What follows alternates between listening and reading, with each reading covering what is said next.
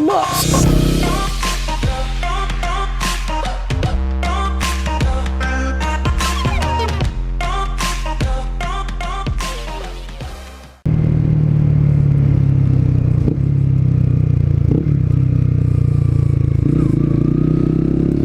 How's it going, guys? What up? I wanted to do a quick video just on some of the gear that I've got. I've got the jacket, but I'm going to do a video on the jacket soon. I figured right now I would get the video out of the way with the gloves, because she was kind of nice. Because the gloves are more affordable, and I expect you guys are probably in a similar situation to myself, where you don't really have a lot of money to be throwing around, and if you do, that's great, absolutely great. But if you did have that kind of money to be throwing around, you probably wouldn't be looking at these gloves. But I wanted to do a review anyway. I'm going to put a link to them in the description. It will be an eBay link, so I'll see if I can get a similar sort of product, or sorry, the same product but from a similar place, just so you guys have a consistent link to follow, if you like. But these gloves I actually picked up off of eBay, and they were relatively cheap. I paid 35 English pounds for them. That includes delivery. The delivery was free. But the reason why I want to recommend them to you is because, let me pull my visor up here, it's getting really hot. The reason why I wanted to recommend them to you guys is because for the money that they cost, they're really, really good. They give you knuckle protection. Obviously I haven't crashed in them, so I can't really give you guys a solid will they protect your hand. I mean, well, yeah, because they're approved gloves, you know what I mean? It's not like some random person's made a glove and stuck some rubber on there. They are actually designed to protect your hands in a crash. So, oh, rev bomb like a child.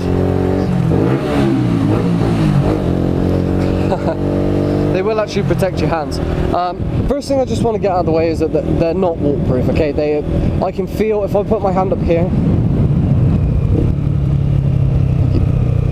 if I put my hand up in front of me, I can feel the wind going through the glove, which is great because they're meant to be summer gloves, and they feel excellent for that so far. Like I said, it's really, really, really breezy. It almost feels like I'm not wearing gloves at all, other than the fact that I can feel the material. And I get you guys are probably going to have some concerns with, well, if you can't really feel them on your hands like that, then how well are they going to protect you? And honestly, guys, I can't tell you. I haven't crashed in them. But my advice would be, if you're somebody like me who rides regularly, I ride to and from work every day, I'm riding up to my friend's house now on the weekend, and if you're going to be doing this kind of light, sensible riding, then I would recommend you pick them up, because I generally wear winter gloves, and the thing is with winter gloves is, they're very, very bulky for a start, which makes it very difficult to do things in life that you need to do. More often than not, when I'm on my bike, I need to take my bag off and undo the zip on the bag or something. That's something that I do a lot. And with the winter gloves, it doesn't happen. There's no way it's going to happen.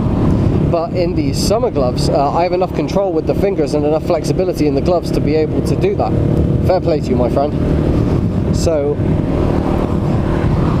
they're really, really helpful in that situation. Of course, that goes for many other things. Sometimes when I come into work, it's a real chore to get out of all of my gear and then go down to the back and grab myself a cup of coffee. We don't have a lot of time, I don't really get into work that early. We start at 8:30 and I aim to get into work for 8 o'clock. But sometimes I just don't get there that early, because of the traffic and stuff. And unfortunately, where I live and the roads that I ride on and things, even having a bike sometimes isn't enough to get through the traffic. It definitely helps, I mean, there's no question, but it's still, I don't get as fast as I would like, and so I don't have long to grab myself a coffee. So what these gloves mean is, and what this jacket means too, is it's flexible to a degree where I have most of my normal bodily functions, so I can still wear my gloves and go down and make myself a coffee.